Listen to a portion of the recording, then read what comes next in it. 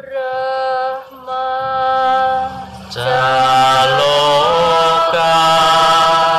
Dipati Sahampati Katanjalian Diwarang Ayatata Santi Dasakap Parajajatika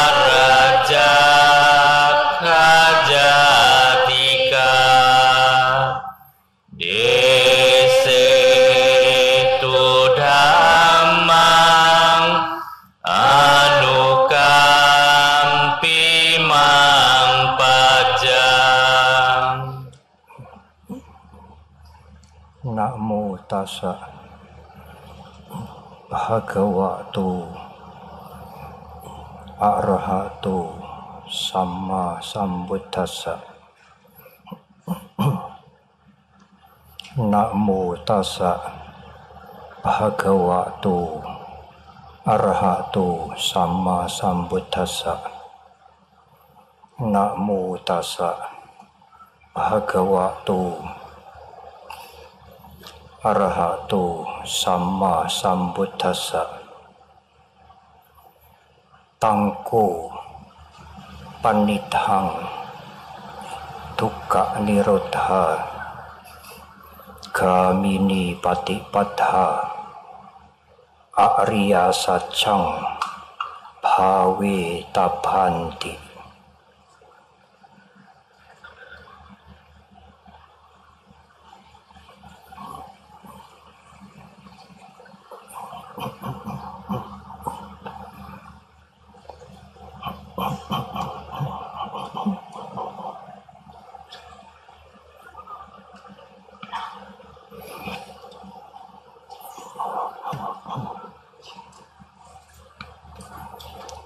Para ibu, bapak sekalian, dan saudara-saudara yang berbahagia.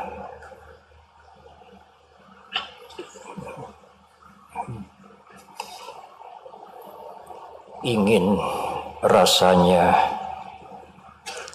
kami menyapa kehormatan kami yang merasa bagi kami sangat dekat dengan umat Buddha.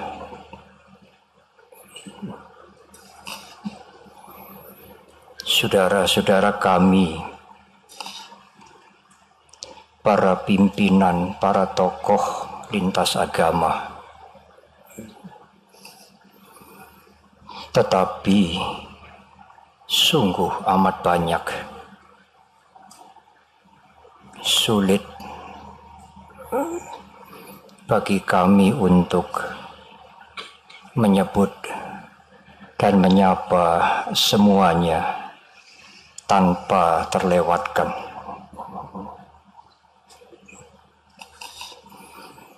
Tetapi kami berpikir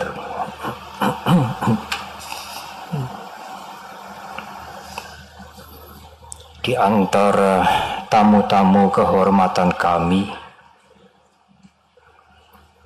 yang berada di tengah-tengah kita, Bapak Direktur Urusan dan Pendidikan Agama Buddha, Bapak Supriyadi dari Direktorat Jenderal Bimbingan Masyarakat Buddha, Kementerian Agama. Tetapi kami berpikir bahwa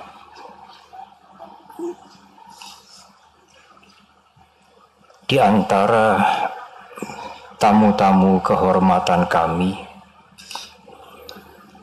bersama kami adalah Bapak Dr. Lukman Hakim Saifuddin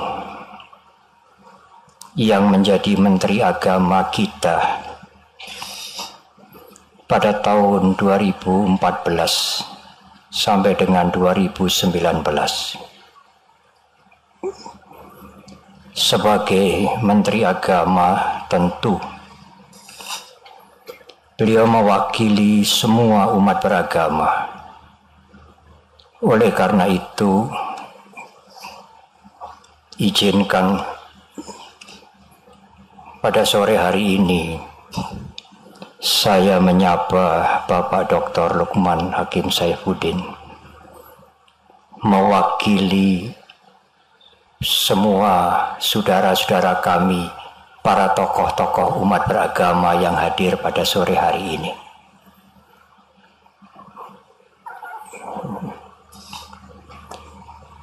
Para biku, para samanera, para atasilani, pandita, semuanya ibu bapak saudara yang oleh Sangganayaka tadi disebutkan datang dari 34 provinsi.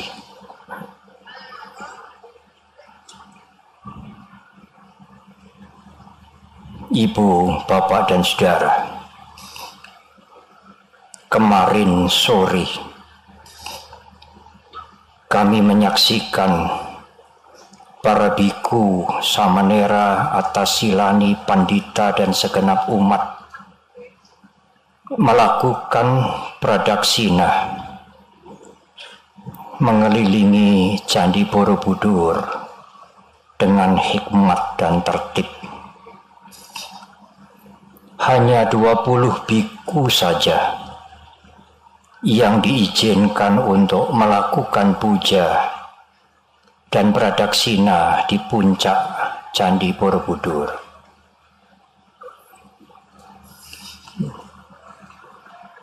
Kami umat Buddha dengan sungguh-sungguh ingin berkontribusi tidak hanya membantu UNESCO tetapi membantu pemerintah kita untuk preserve, untuk menyelamatkan dan melindungi Candi Borobudur. Oleh karena itu, permintaan saya, umat Buddha sekalian, tidak harus naik ke Candi Borobudur. Bisa melakukan puja dan berpradaksina di sekeliling Candi Borobudur.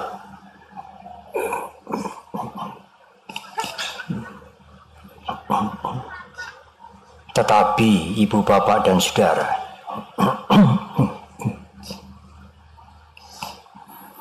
saya mendengar dari saudara dekat saya, Pak Nyoman Alim Mustafa, yang sore hari ini hadir lenggah di deretan tamu-tamu kehormatan bersama putrinya, menceritakan kepada saya bahwa di salah satu negara di Eropa,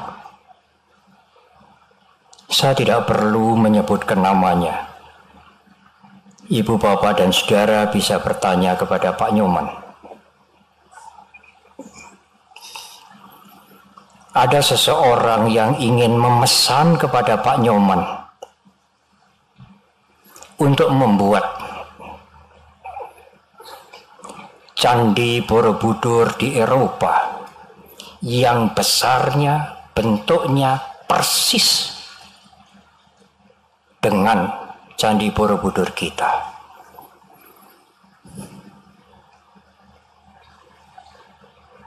Terkejut saya. Saya bertanya kepada Pak Nyoman, Pak Nyoman sanggup? Sanggup, Bante. Saya tidak terbiasa berbantahan dengan Pak Nyoman. Tetapi kali ini saya berusaha untuk membantah Pak Nyoman. Saya mengatakan, tidak mungkin Pak Nyoman. Andai kata Pak Nyoman bisa membuat Candi Borobudur sebesar Borobudur, persis Borobudur di Eropa,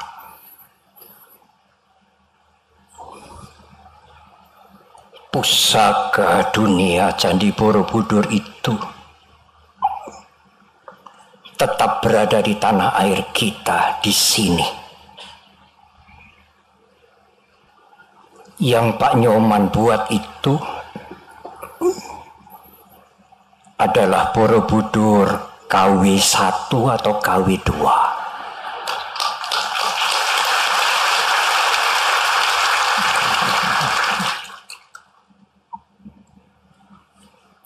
Pak Nyoman dengan putrinya itulah yang membuat kereta kencana yang sepenuhnya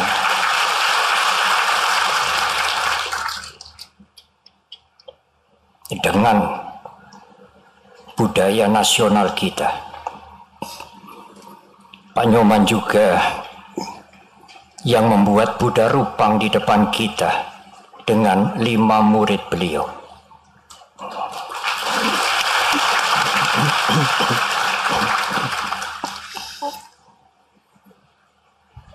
Ibu, bapak, dan saudara, 2 hari sebelum perayaan Asada ini, saat umat Buddha memperingati Guru Agung Buddha Gautama memberikan khotbah yang pertama kepada 5 murid pertama beliau, saat purnama di bulan Asada atau Asalha yang kita peringati pada hari ini.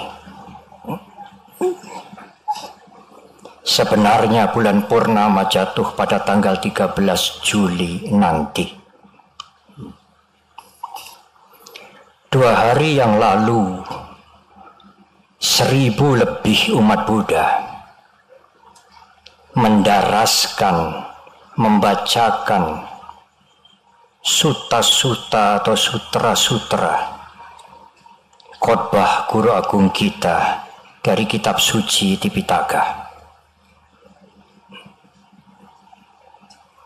Tetapi selama 2 hari lebih sedikit sampai tadi siang hanya bisa dibacakan 20 sutra.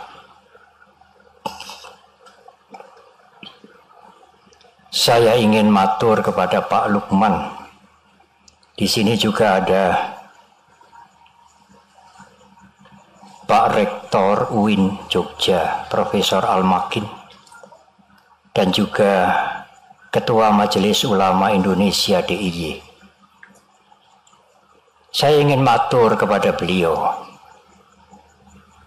Apa yang dilakukan selama 2 hari ini seperti tadarusan.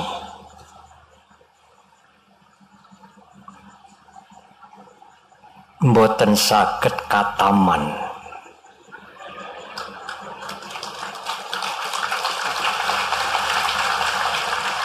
Mengapa demikian? Di Sutta Pitaka itu terdiri dari ratusan ribu sutra khotbah Guru Agung Buddha Gautama. Belum lagi Vinaya Pitaka, belum lagi Abhidhamma Pitaka, Tripitaka. Kalau setiap tahun menjelang perayaan Asada Agung di Candi Pusaka Borobudur, yang bisa dibaca hanya 20 sutra, katamnya kapan? Dari ratusan ribu sutra. Di antara saudara-saudara nanti kalau lahir kembali, hadir di tempat ini kembali mengikuti pembacaan sutra-sutra Tripitaka, masih belum khatam. Tetapi ibu, bapak, dan saudara, meskipun ratusan ribu suta, ratusan ribu khotbah guru agung kita, karena beliau bertemu dengan bermacam-macam lapisan masyarakat, bermacam-macam orang pada waktu itu, dengan ability, dengan kemampuan yang berbeda-beda, sehingga ratusan ribu khotbah yang dicatat dalam kitab suci Tipitaka. Meskipun demikian, sebenarnya inti ajaran Guru Agung Buddha Gautama sangatlah simpel, sederhana. Ajaran Guru Agung kita hanyalah membicarakan, menjelaskan kepada kita tentang penderitaan dan lenyapnya penderitaan. Tidak ada yang lain. Guru Agung menamakan jalan itu dengan jalan tengah. Lebih dari 2.600 tahun yang lalu. Jalan tengah itu disampaikan oleh Guru Agung kita pada waktu khotbah pertama, yang tadi diulang dengan sangat baik dalam bahasa Indonesia. Ibu, bapak, dan saudara, izinkan saya sekarang menguraikan dhamma atau dharma ajaran Guru Agung kita jalan tengah itu dengan agak mendalam. Puji-pujian untuk Pak Nyoman selesai.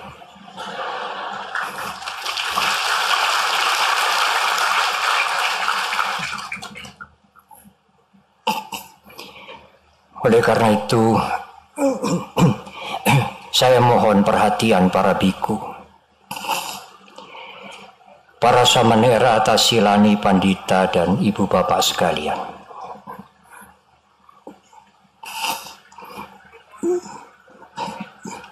Jalan tengah bisa dimengerti dalam dua aspek. Yang pertama, jalan tengah sebagai pandangan. Dan yang kedua, jalan tengah sebagai patipada, praktek yang perlu dikembangkan untuk menyelesaikan penderitaan.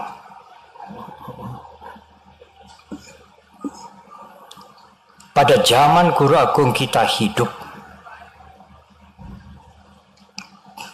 ada dua pandangan yang bertolak belakang. Yang pertama, di dalam bahasa Pali dikatakan tang jiwang tang sarirang. Jiwa itu dengan jasmani sama. Tang jiwang tang sarirang.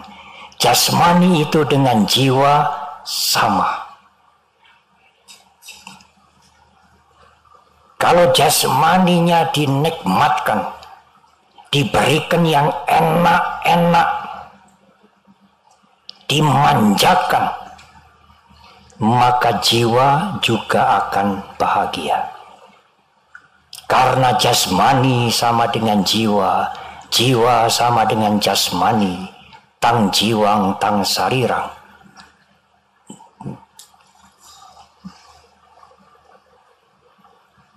Pandangan ini memunculkan kamesu kamasuka likanu yogu, memuaskan hawa nafsu. Karena mereka berpandangan kalau hawa nafsu indrawi ini dipuaskan, jiwa itu akan bahagia.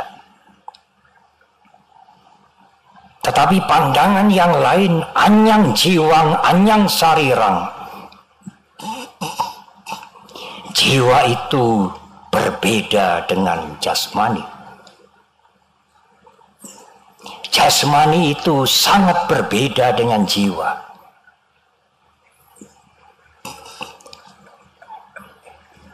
Oleh karena itu jasmani yang menjadi belenggu jiwa itu, yang tidak sama dengan jiwa itu, harus disakiti, dihancurkan, supaya sang jiwa bisa bahagia.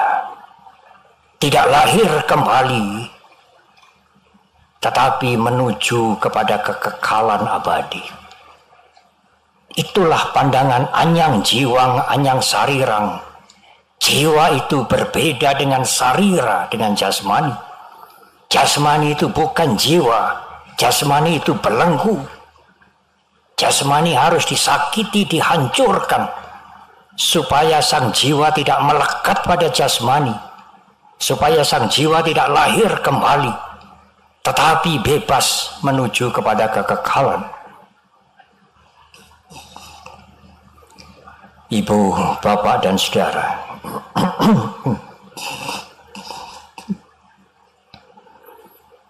pada saat mencapai pencerahan sempurna,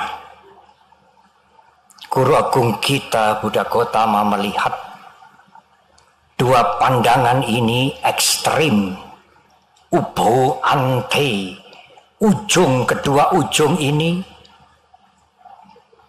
bertolak belakang.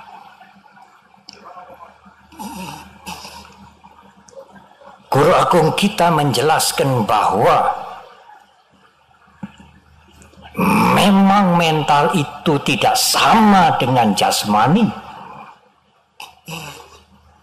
Memang mental itu tidak sama dengan fisik. Jasmani atau fisik itu bukan mental, tetapi mental dengan jasmani itu sangat berhubungan. Tidak bisa dipisahkan.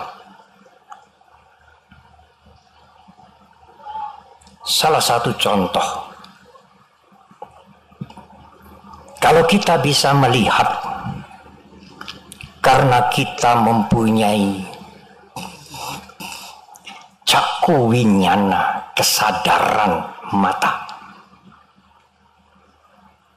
Tetapi tidak hanya kesadaran, kita bisa melihat karena ada caku ayatana, mata daging ini. Terjadilah penglihatan. Seandainya hanya ada mata daging ini, tidak ada kesadaran, mata daging ini tidak bisa melihat. Seandainya hanya ada kesadaran tetapi mata daging ini rusak, juga tidak bisa melihat.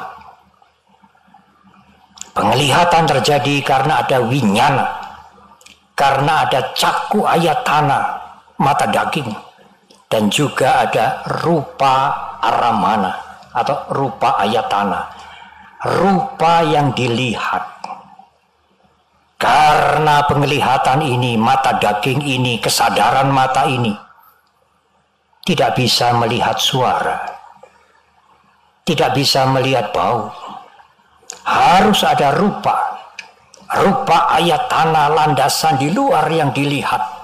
Dan mata daging ini adalah landasan di dalam, caku ayatana, dan ada kesadaran. Kalau ketiga-tiganya tidak ada, atau salah satu tidak ada, tidak mungkin kita melihat. Memang mental, kesadaran, winyana, consciousness tidak sama dengan fisik. Memang fisik tidak sama dengan mental. Tetapi mental dan fisik itu saling berkaitan, interconnected, interdependency. Anda tidak bisa melihat hanya dengan mental. Andai kata benar jiwa atau roh itu sangat berkuasa, yang utama jasmani ini tidak berguna. Kalau seseorang buta, rohnya tidak bisa melihat sendiri, mentalnya tidak bisa melihat sendiri, tanpa alat, tanpa landasan yang disebut dengan mata, dan juga sasaran yang dilihat, rupa. Itulah yang dikatakan majjhima dhamma, pandangan sebagai jalan tengah.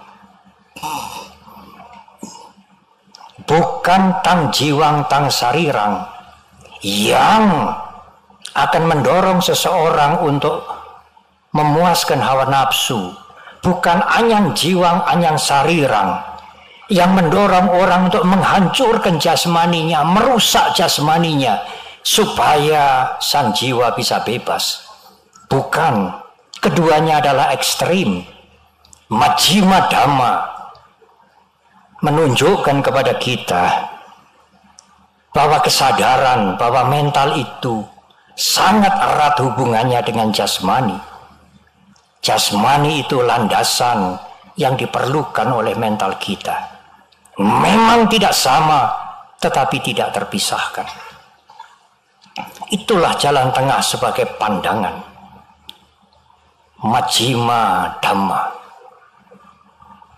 Kemudian, ibu bapak dan saudara, jalan tengah sebagai patipada, jalan tengah sebagai praktek untuk menyelesaikan penderitaan ini, yang sesungguhnya penderitaan itu kita sendiri yang membuatnya, bukan hukuman, bukan datang dari luar, tetapi mental kita sendiri yang membuatnya.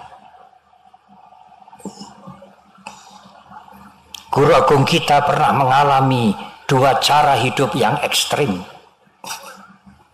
Sebagai pangeran putra mahkota yang selalu bergelimang dengan kenikmatan, kemegahan, kenyamanan. Kemudian beliau meninggalkan itu dan menyiksa diri selama 6 tahun. Sampai beliau hampir meninggal dunia. Karena pandangan yang ekstrim bahwa jasmani ini kotor, jasmani ini belenggu, jasmani ini penjara, harus dihancurkan supaya jiwa tidak melekat pada jasmani dan bisa bebas merdeka. Guru agung kita mengalami kedua macam cara hidup yang ekstrim ini. Oleh karena itu di dalam khotbah yang pertama beliau mengatakan ubo ante anupagama. Kedua ujungan ini anupagama harus dihindari. Majjhima patipada tatagatena abhisambuddha. Inilah jalan tengah yang telah disadari dengan terang dan jelas oleh Tathagata. Tathagata demikian beliau menyebut dirinya sendiri. Ibu, bapak, dan saudara, pada perayaan Waisak yang lalu saya menyinggung sedikit. Jalan tengah ini bukan jalan kompromi. Jalan tengah ini bukan jalan hibrid. Perayaan Waisak, perayaan Asada malam hari ini hibrid. Saudara mengerti tentu. Jalan tengah bukan jalan kompromi. Jalan tengah bukan jalan hibrid. Mengambil dari sini sedikit, dari sini sedikit. Inilah yang di tengah. Mengapa demikian? Kami mempunyai perumpamaan yang sangat jelas untuk menjelaskan bahwa jalan tengah itu bukan jalan kompromistis, bukan jalan hibrid. Karena di sisi kanan, di sisi sini, di sisi situ, sebagaimana jalan, di sisi sini jurang, di sisi situ jurang. Kita harus berjalan di jalan ini. Inilah jalan tengah. Kalau Anda sekalian kemari masuk jurang, kalau Anda ke situ masuk jurang. Oleh karena itu jalan tengah bukan jalan kompromi, bukan jalan hibrid. Ibu, bapak, dan saudara, jalan tengah itulah jalan yang satu tetapi 8 unsur. Guru Agung mendahului dengan samaditi, pandangan yang benar. Karena 2 pandangan yang saya singgung di depan bisa mempengaruhi peri kehidupan seseorang. Oleh karena itu pandangan Anda sekalian, ibu bapak sekalian harus benar. Tidak berpandangan yang akan mencelakakan ibu bapak masuk ke jurang ini atau ke jurang itu. Secara garis besar, pandangan benar adalah pandangan bahwa kejahatan akan menghancurkan kita dan menghancurkan orang lain, termasuk lingkungan.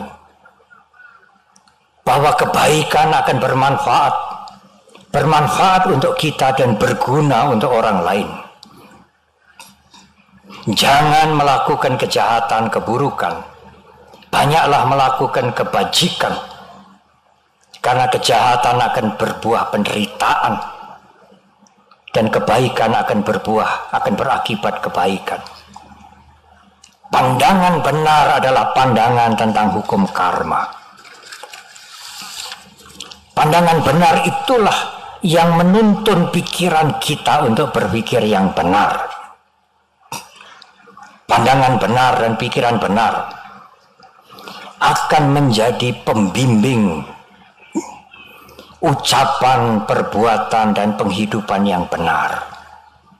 Ucapan kita, perbuatan kita, penghidupan kita tidak sampai menghancurkan kita. Karena keburukan itu tidak baik dan juga menghancurkan orang lain. Ucapan benar, perbuatan benar, penghidupan benar haruslah ucapan, perbuatan, dan penghidupan yang baik.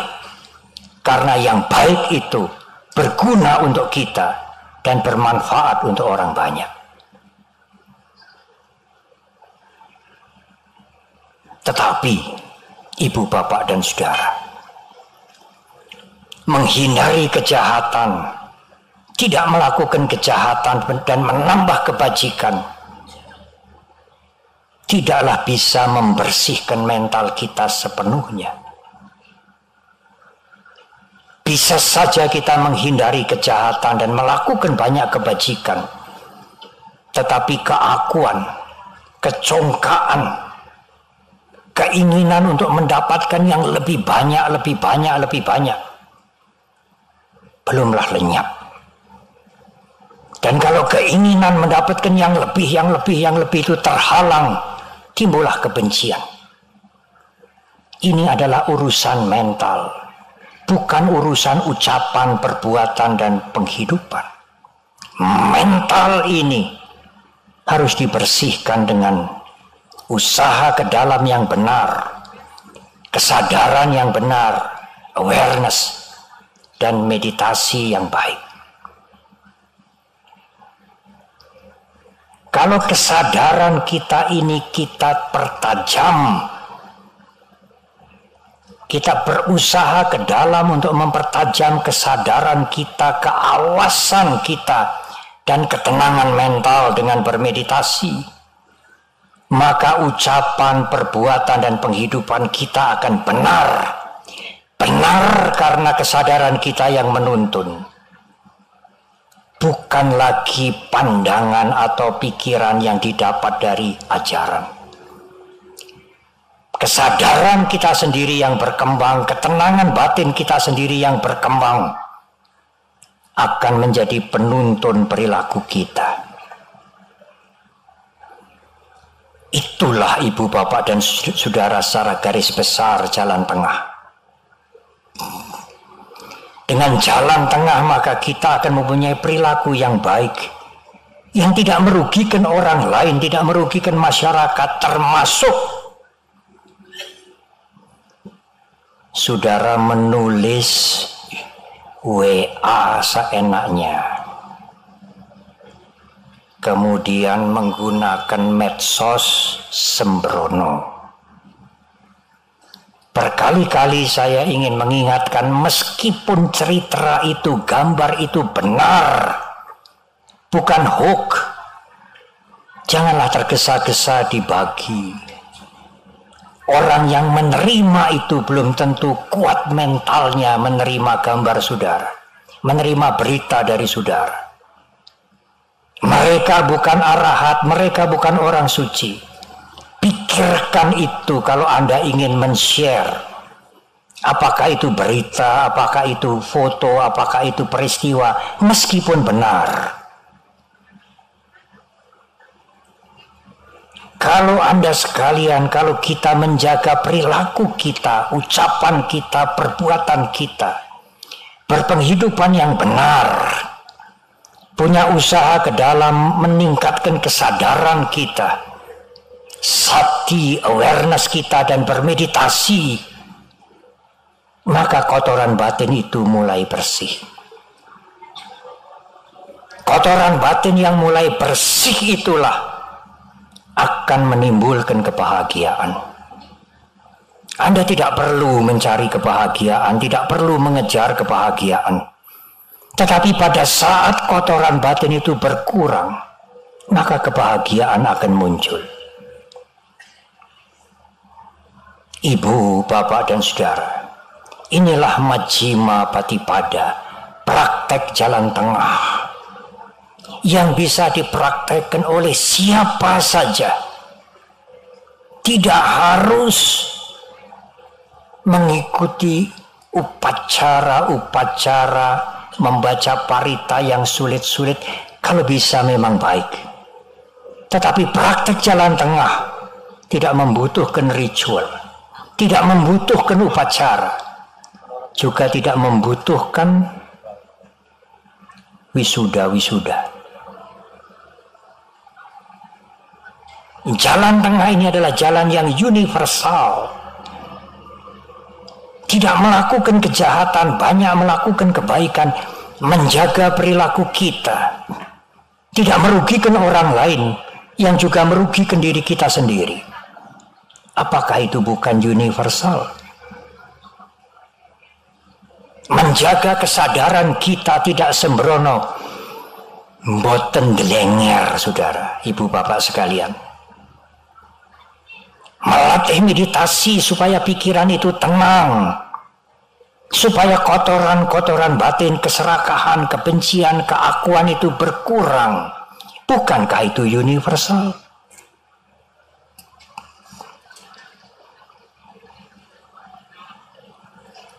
Ibu, bapak, dan saudara, bukan pilihan. Saya boleh menyampaikan praktek itu keniscayaan. Guru Agung kita pernah menyebutkan yang dicatat di dalam Dhammapada. Nak kahapana wasena titik kamesu wijati. Andai kata ada hujan yang turun bukan air, tetapi hujan yang turun itu kepingan emas. Nak kahapana wasena titik kamesu wijati. Orang berebut mengambil kepingan emas, membawa karung sampai berkarung-karung. Tidak ada orang yang merasa puas. Apa sada duka kama itik winyaya pandito. Seorang bijak akan melihat kesenangan hawa nafsu itu hanya sebentar dan menimbulkan penderitaan yang panjang. Oleh karena itu, menjaga diri dari perilaku yang buruk, banyak melakukan kebajikan, berusaha ke dalam, mempertajam kesadaran, bermeditasi supaya batinnya tenang, bukan pilihan, tetapi keniscayaan. Kalau saudara ingin hidup bahagia, Karena dengan kotoran batin, kilesa yang dikurangi, Anda akan bahagia, semakin bahagia, semakin bahagia.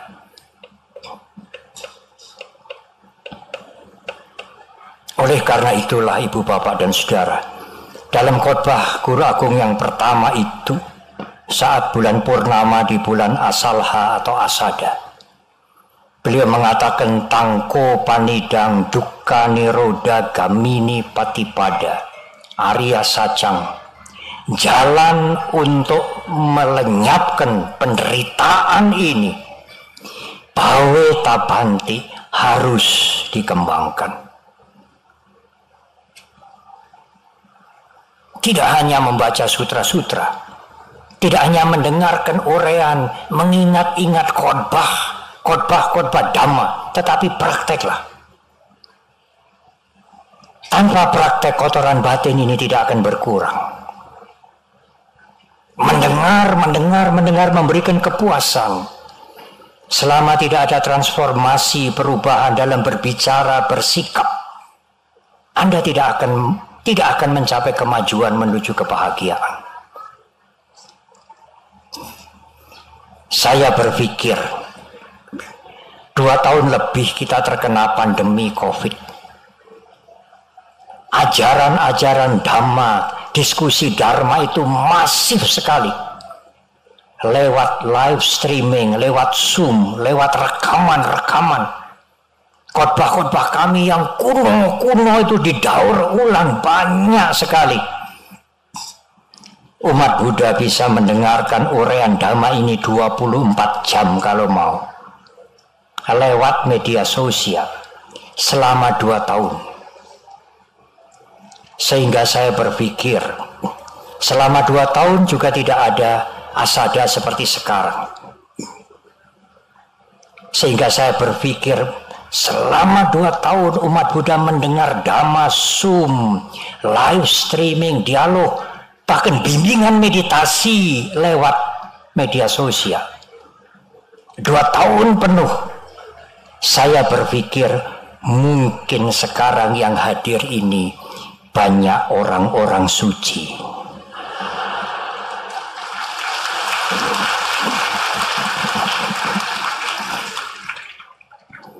Oleh karena itulah ibu bapak saudara, tangko panidang dukkha nirodha gamini patipada Arya Sacang bawe tabang, jalan untuk melenyapkan, setidaknya mengurangi penderitaan itu, bawe tabanti, harus dikembangkan. Siapa saja boleh mengembangkan, karena jalan ini universal.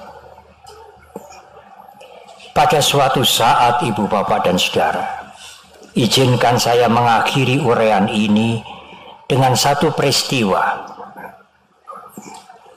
Waktu Guru Agung kita bertemu dengan para pertapa kelompok lain yang bernama Nigroda. Khotbah ini dicatat di dalam Digha Nikaya, kelompok awal yang panjang dari Sutta Pitaka, Udumbarika Sutta. Umat Buddha sekalian, perhatikan ini baik-baik. Guru Agung kita menyapa kepada pertapa Nigroda, Nigroda, aku mengajarkan dharma, bukan ingin menarik kelompok lain menjadi muridku. Dengan kalimat lain, Nigroda, aku mengajarkan dharma bukan untuk mencari murid. Aku mengajarkan dharma dengan tujuan bukan, atau sebalik, atau dengan kalimat yang lain, bukan bertujuan supaya engkau meninggalkan gurumu yang semula. Yang ketiga, Nigroda, aku mengajarkan dharma bukan bertujuan agar engkau meninggalkan tradisi dan kebudayaanmu. Bukan. Tetapi Nigroda, ada hal-hal buruk yang kalau engkau lakukan, kalau siapa saja melakukan, akan menghancurkan dirinya dan menghancurkan orang banyak. Itu yang kujelaskan. Dan Nigroda, ada hal-hal yang baik, yang sangat baik. Aku jelaskan itu. Karena kebaikan itu akan bermanfaat untuk orang lain. Dan bermanfaat untuk dirimu. Itulah tujuanku mengajar Dharma. Ibu, bapak, dan saudara, sampai hari ini Nigroda Sutta yang diajarkan oleh Guru Agung kita pada waktu beliau menyapa kepada Pertapa Nigroda dipegang oleh semua biku dari mazhab, dari ordo, dari sekte yang manapun. Aku mengajar Dharma bukan untuk mencari murid. Aku mengajar Dharma bukan bertujuan supaya engkau meninggalkan gurumu yang semula. Aku mengajar Dharma bukan bertujuan agar engkau membuang tradisimu dan kebudayaanmu semula. Tetapi ada hal-hal yang buruk yang menghancurkan. Itulah yang kuajarkan. Dan ada hal-hal yang sangat baik, yang bermanfaat. Itulah yang kujelaskan kepada kalian. Dengan kalimat yang lain, ibu, bapak, dan saudara, tidak ada yang tersurat, apalagi tersirat. Guru Agung kita memerintahkan murid-muridnya untuk convert, menarik kelompok lain menjadi umat Buddha.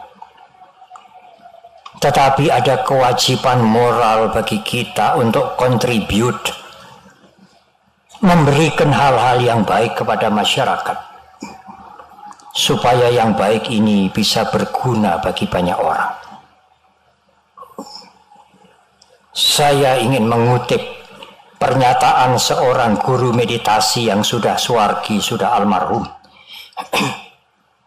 Seandainya Sang Buddha, seandainya ajaran agama Buddha convert, maka ajaran Guru Agung kita itu convert from suffering to be happiness. Seandainya menggunakan kalimat convert, maka ajaran Guru Agung kita itu convert penderitaan, menarik penderitaan menjadi kebahagiaan.